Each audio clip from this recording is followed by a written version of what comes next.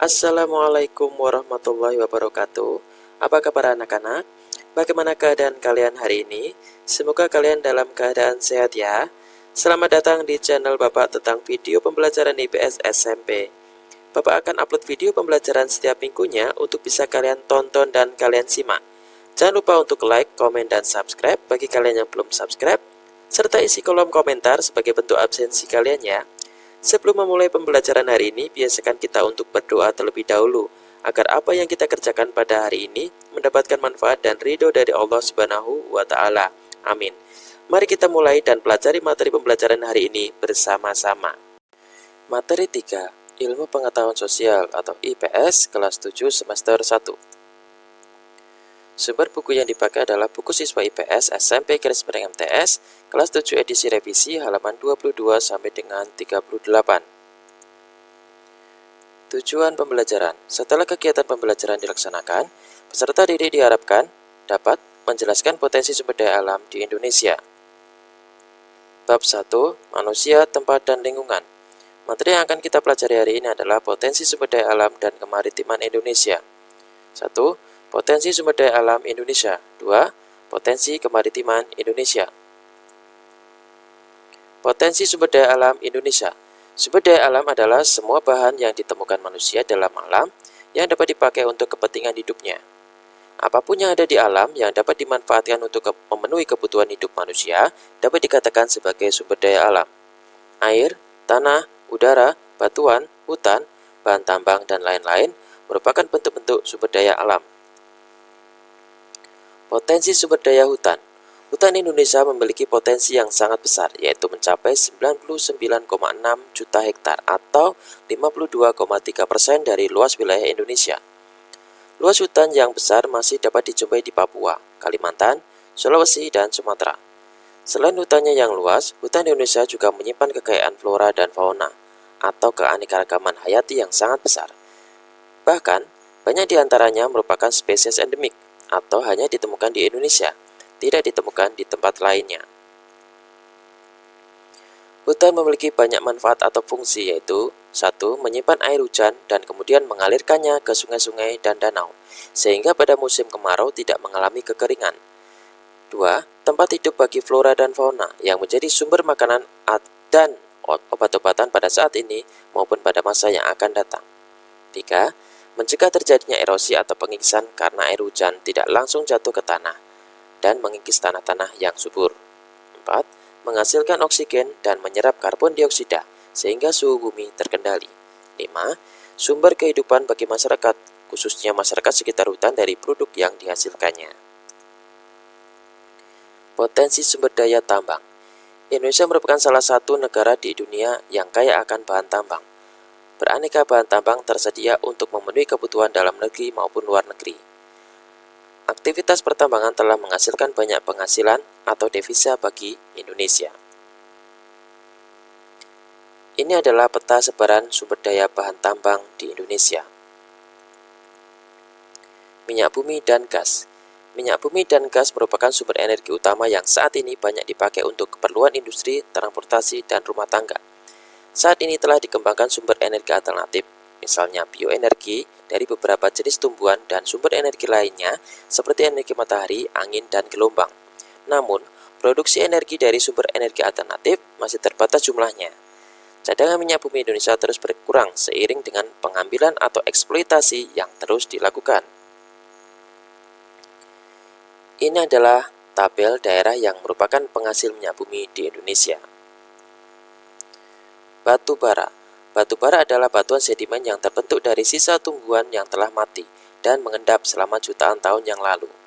Unsur-unsur yang menyusunnya terutama adalah karbon, hidrogen, dan oksigen. Batu bara digunakan sebagai sumber energi untuk berbagai keperluan. Energi yang dihasilkan batu bara dapat digunakan untuk pembangkit listrik, untuk keperluan rumah tangga atau memasak, pembakaran pada industri batu bata atau genteng, semen, batu kapur, biji besi, dan baja, industri kimia, dan lain-lain. Batu bara dapat dijumpai di sejumlah pulau, yaitu Kalimantan dan Sumatera. Pertambangan batu bara di Kalimantan terdapat di Kalimantan Timur, di lembah Sungai Berau dan Samarinda, Sumatera Barat di Ombilin dan Sawah Lunto, Sumatera Selatan di Bukit Asam dan Tanjung Enim. Bauksit. Bauksit adalah sumber biji utama untuk menghasilkan aluminium. Bauksit bermanfaat untuk industri keramik, logam, kimia, dan metalurgi. Indonesia memiliki potensi bauksit yang cukup besar dengan produksi mencapai 1.262.710 ton. Sebagian dari hasil pertambangan bauksit dimanfaatkan untuk industri dalam negeri dan sebagian lainnya diekspor. Bauksit ditambang di daerah Kepulauan Riau, di Pulau Bintan, dan Kalimantan Barat di Singkawang. Pasir besi. Pasir besi dimanfaatkan untuk industri logam besi dan industri semen.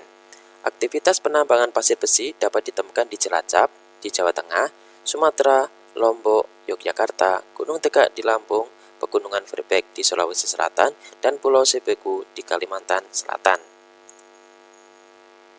Emas. Emas umumnya dimanfaatkan untuk perhiasan.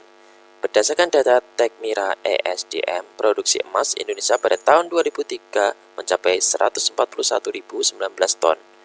Tambang emas yang terbesar di Indonesia antara lain Papua, di Freeport Timika, Kalimantan Barat di Sambas, Nangro Aceh Darussalam di Melaubo, Utara, Bolang Mongondo, Minahasa, Riau di Logos, dan Bengkulu di Rejang Lebong.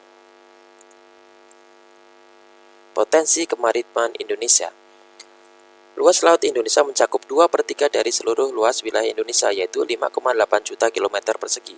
Potensi sumber daya laut Indonesia tidak hanya berupa ikan, tetapi juga bahan tambang seperti minyak bumi, nikel, emas, bauksit, pasir, biji besi, timah, dan lain-lain yang berada di bawah permukaan laut.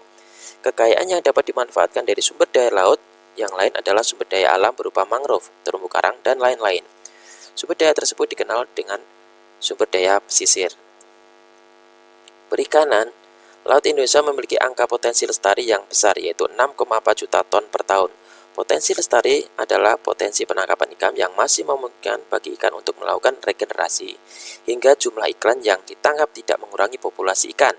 Berdasarkan aturan internasional, jumlah tangkapan yang diperbolehkan adalah 80% dari potensi lestari tersebut, atau sekitar 5,12 juta ton per tahun. Di pantai utara Pulau Jawa, banyak masyarakat yang mengembangkan usaha budidaya ikan dengan menggunakan tambak. Jenis ikan yang dikembangbiakan di sana adalah ikan bandeng dan udang. Kekayaan alam kita yang berupa ikan banyak diambil oleh nelayan dari negara lain berupa praktik pencurian ikan atau illegal fishing. Ada beberapa wilayah perairan Indonesia yang rawan dengan kegiatan illegal fishing. Wilayah yang paling rawan dengan praktik pencurian ikan adalah Laut Arafuru di Papua, di timur perairan Indonesia. Hutan mangrove. Hutan mangrove atau hutan bakau adalah tipe hutan yang berada di daerah pasang surut air laut. Saat air pasang, hutan mangrove digenangi oleh air laut, sedangkan pada saat air surut, hutan mangrove bebas dari genangan air laut. Umumnya, hutan mangrove berkembang dengan baik pada pantai yang terlindung, muara, sungai, dan laguna. Ada dua fungsi hutan mangrove sebagai potensi sumber daya laut di Indonesia, yaitu fungsi ekologis dan ekonomis. Fungsi ekologis hutan mangrove adalah sebagai habitat atau tempat hidup binatang laut untuk berlindung, mencari makan, dan berkembang biak. Fungsi ekologis yang lain dari hutan mangrove adalah untuk melindungi pantai dari abrasi air laut. Fungsi ekonomis hutan mangrove berupa nilai ekonomis dari kayu pepohonan dan makhluk hidup yang ada di dalamnya. Hutan mangrove tersebar di pesisir sebelah barat Pulau Sumatera, beberapa bagian ada di pantai utara Pulau Jawa, sepanjang pesisir Pulau Kalimantan, pesisir Pulau Sulawesi, pesisir sebelah selatan Papua, dan beberapa pulau kecil lainnya. Luas hutan mangrove di Indonesia mencapai sekitar 3 juta hektar yang tersebar di sepanjang 95.000 km pesisir Indonesia. Terumbu karang. Terumbu karang adalah terumbu atau batuan sedimen kapur di laut yang terbentuk dari kapur yang sebagian besar dihasilkan dari koral, binatang yang menghasilkan kapur untuk kerangka tubuhnya. Indonesia merupakan negara yang memiliki terumbu karang terluas di dunia. Luas terumbu karang di Indonesia mencapai 284,3 ribu km persegi atau setara dengan 18% dari terumbu karang yang ada di seluruh dunia. Terumbu karang akan dapat tumbuh dengan baik pada suhu perairan laut antara 21 derajat Celcius sampai 29 derajat Celcius. Pertumbuhan terumbu karang juga akan baik pada kondisi air yang jernih dan dangkal. Kedalaman air yang baik untuk tumbuhnya terumbu karang tidak lebih dari 18 meter. Terumbu karang memiliki banyak manfaat, baik manfaat yang bersifat ekonomis, ekologis, maupun sosial ekonomi. Demikian video materi pembelajaran IPS hari ini. Semoga video ini bermanfaat.